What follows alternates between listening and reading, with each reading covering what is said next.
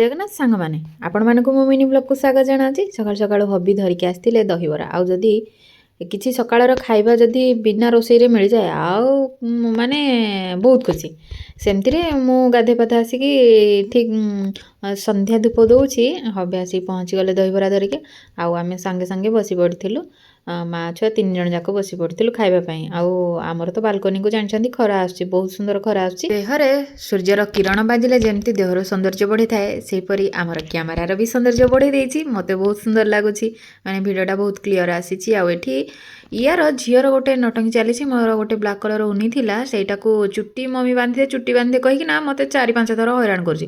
ମୁଁ ଆଡ଼େ ରୋଷେଇ କରିବାରେ ବ୍ୟସ୍ତ ଅଛି, ହବି ତା ଭିତରେ ଟିକେ ମାଗିଲେ ଚା ଟିକେ ନାଲି ଚା ଟିକେ ଦେଲୁ ଥିଲା, କ୍ଷୀର ଚା ଟିକେ ଦେଲି, ସେଥିରେ ଦେଇଦେଲି। ଏଇଟାରେ ଥିଲା ଟିକେ କଇଥକୁ ଟିକେ ଚକଟିକି ସେମିତି ଖାଲି ପାଟିରେ ଖାଇ ଦେଇଥିଲୁ। ଆଉ ଖାଇବାରେ ଦେଖନ୍ତୁ କ'ଣ କ'ଣ ହେଇଥିଲା, ଭାତ, ହରଡ଼ ଡାଲି, ଆଉ ବନ୍ଧାକୋବି ଭଜା, ଶିମ୍ବ ଆଳୁ ଭଜା, ଟମାଟୋ ଖଟା, ବାସ୍ ସେତିକି। କାକୁଡ଼ି ଟିକେ ସାଇଡ଼୍ ଆଇଟମ୍, କାକୁଡ଼ି ଟିକେ କାଟି ଦେଇଥିଲୁ, ବାସ୍ ସେତିକି। ଆଉ ଏଠି ବସି ପଡ଼ିଥିଲୁ ସମସ୍ତେ ଖାଇବା ପାଇଁ। ଆଉ ଝିଅ ବି ବସି ପଡ଼ିଥିଲା ଗାଧୁଆ ପାଧୁଆ କରିକି ଖାଇବା ପାଇଁ। ଆଉ ସମସ୍ତଙ୍କର ଗୋଟେ ଟାଇମ୍ ହେଇଯାଇଛି ବର୍ତ୍ତମାନ।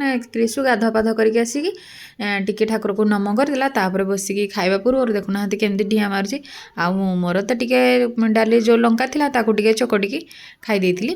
ମୋତେ ତ ଭଲ ଲାଗେ ଟିକେ ଲଙ୍କା ଚକଟି। ଏମିତିରେ ଥିଲା ସଂକ୍ରାନ୍ତି ଆଉ ମଙ୍ଗଳବାର ଥିଲା। ଆଉ ଆମର ତ ସପ୍ତାହକୁ 2 ଦିନ ଆମିଷ, ଯେଉଁଟା ବୁଧବାର ଆଉ ଶୁକ୍ରବାର। ତା ଭିତରେ ଯଦି ପୁଣି କ'ଣ ଟିକେ ସଂକ୍ରାନ୍ତି, ଅମାବାସ୍ୟା, ପୂର୍ଣ୍ଣିମା ପଡ଼ିବ, ତା ଭିତରେ ବି ଆମିଷ ବନ୍ଦ। ଏମିତିରେ ବି ଭେଜ୍ ଖାଇ ଖାଇ ବହୁତ ଅଭ୍ୟାସ ହେଇଗଲାଣି। ଆଉ ରହୁଛି, ଦେଖା ହବ ନେକ୍ସଟ ମିନି।